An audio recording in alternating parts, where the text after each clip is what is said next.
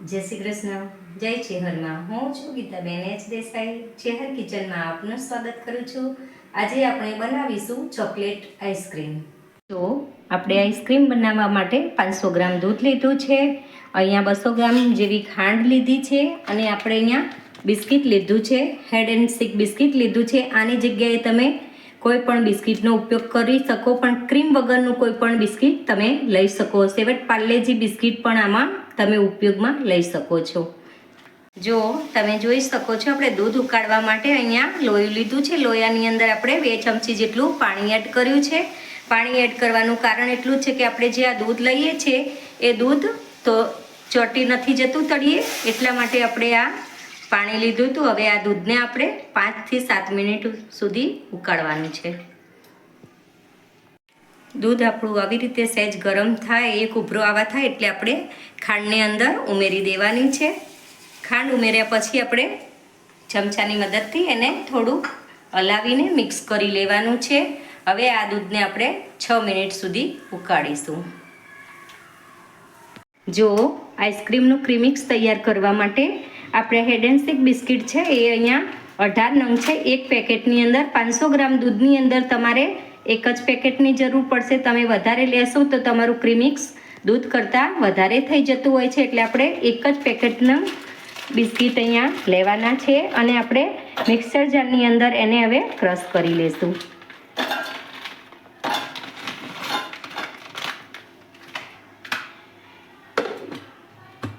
જો તમે જોઈ શકો છો, આપણે બિસ્કિટને મિક્સર જારની અંદર ક્રશ કરી લીધા છે. આવી રીતે આપણે ભૂક્કો કરી લેવાનો છે.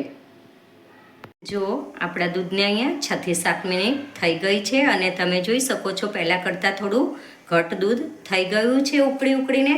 હવે આપણે આ જે પ્રીમિક્સ બનાવ્યું છે બિસ્કિટનું, એ પ્રીમિક્સ આપણે એની અંદર એડ કરી લઈશું. પ્રીમિક્સ એડ કર્યા પછી આવી રીતે આપણે સતત એને હલાયા કરવાનું છે, જેથી કરીને એની અંદર ગાંઠા ના પડી જાય. એટલા માટે એને આપણે હલાયા કરશું.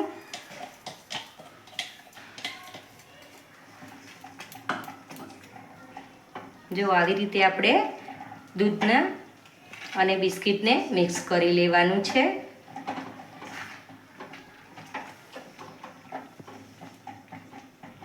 અને આપણે 1 મિનિટ માટે આવી રીતે ઉકળવા દેશું. જો તમે જોઈ શકો છો, આપણે દૂધ અને જે બિસ્કિટનું ક્રીમિક્સ બનાવીને આપણે ઉકળવામાં નાખ્યું હતું એ આપણે અહીંયા કમ્પ્લીટ થઈ ગયું છે. જો તમે જોઈ શકો છો, આપણે દૂધ અને બિસ્કિટનું જે ક્રીમિક્સ બનાવ્યું હતું એ આવી રીતનું ઘટ થઈ ગયું છે અને હવે આપણે આને નીચે ઉતારી અને ઠંડુ પડવા દેશું. જો તમે જોઈ શકો છો, આપણે નીચે ઉતાર્યા પછી આને સતત હલાયા કરવાનું છે, કારણ કે આની ઉપર તર ના જામી જાય એનું ખાસ ધ્યાન રાખવાનું છે. અને હવે આ ઠંડુ પડે ત્યાં સુધી આપણે આવી રીતે હલાવીએ. અને આ છે એ હજી ઠંડુ પડશે એટલે થોડું ઘટ થશે અને આની અંદર આપણે કોઈ પણ કસ્ટર્ડ પાવડર કે મિલ્ક પાવડર વગર આપણે આઈસ્ક્રીમને તૈયાર કરવાની છે.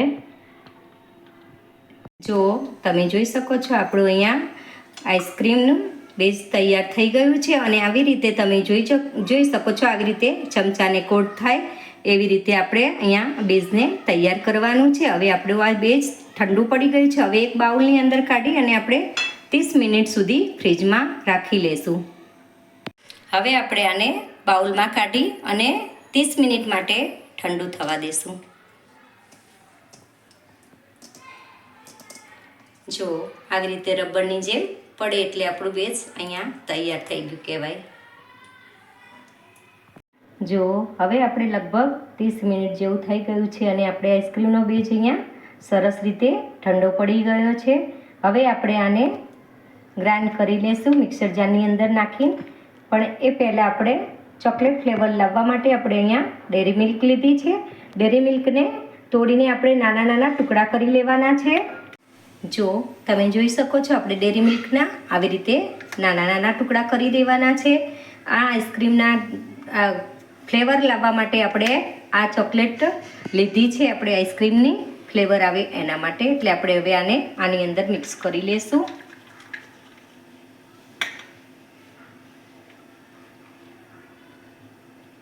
હવે આપણે આને મિક્સર જારની અંદર ક્રશ કરી લઈશું.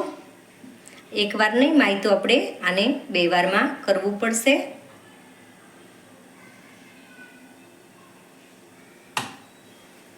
આપણે અડધું અડધું લઈ અને આને ક્રશ કરી લઈએ.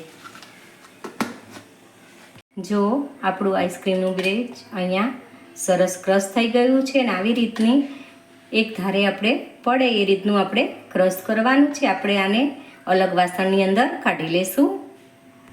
જો આપણે બીજા ભાગમાં પણ આવી જ રીતે ક્રશ કરી લીધું છે.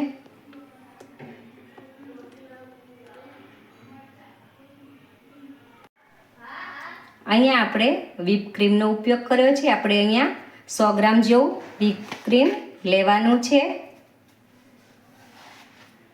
આવી રીતે આપણે વ્હીપ ક્રીમને પણ ક્રશ કરી લેવાનું છે. આવી રીતે આપણે ક્રશ કરી લેશું. જો તમે જોઈ શકો છો આપણે વ્હીપ ક્રીમને પણ આવી રીતે અહીંયા મિક્સર જારની અંદર ક્રશ કરી લીધી છે. હવે આપણે જે આઈસ્ક્રીમનું વેજ આવી રીતે ક્રશ કર્યું છે એની અંદર આપણે આ બધું નાખીને મિક્સ કરી લઈશું.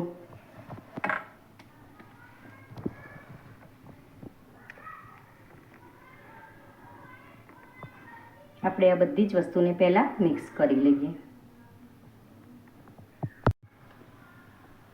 જો આપણે બધી જ વસ્તુને આવી રીતે મિક્સ કરી લેવાની છે. જુઓ તમે આની એક ધારે પડે એવું આપણે અહીંયા આઈસ્ક્રીમનું બેઝ તૈયાર કરવાનું હોય છે. આ બધું મિક્સ થઈ જાય એટલે આપણે આને એક ડબ્બાની અંદર ભરી અને ફ્રીઝરની અંદર રાખી લેવાનું હોય છે.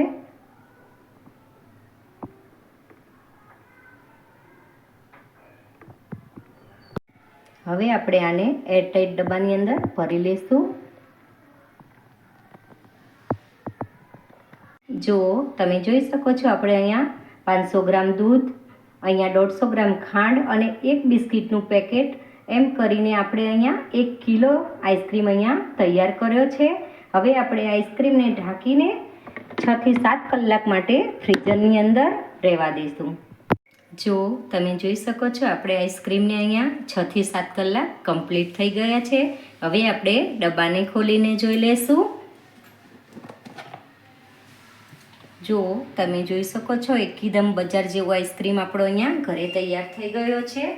હવે આપણે આઈસ્ક્રીમને સ્કૂપ કરીને જોઈ લઈશું.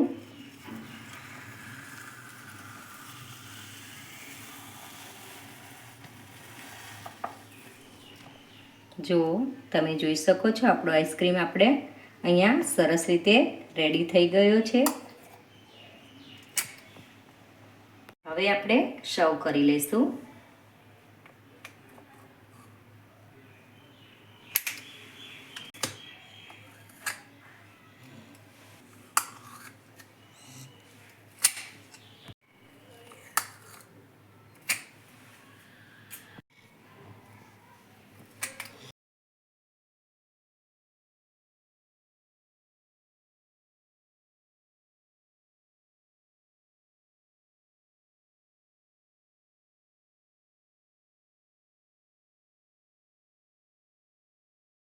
જો તમને મારી રેસીપી પસંદ આવી હોય તો મારી ચેનલ ચેહર કિચનને લાઈક કરો, શેર કરો અને સબસ્ક્રાઈબ કરો.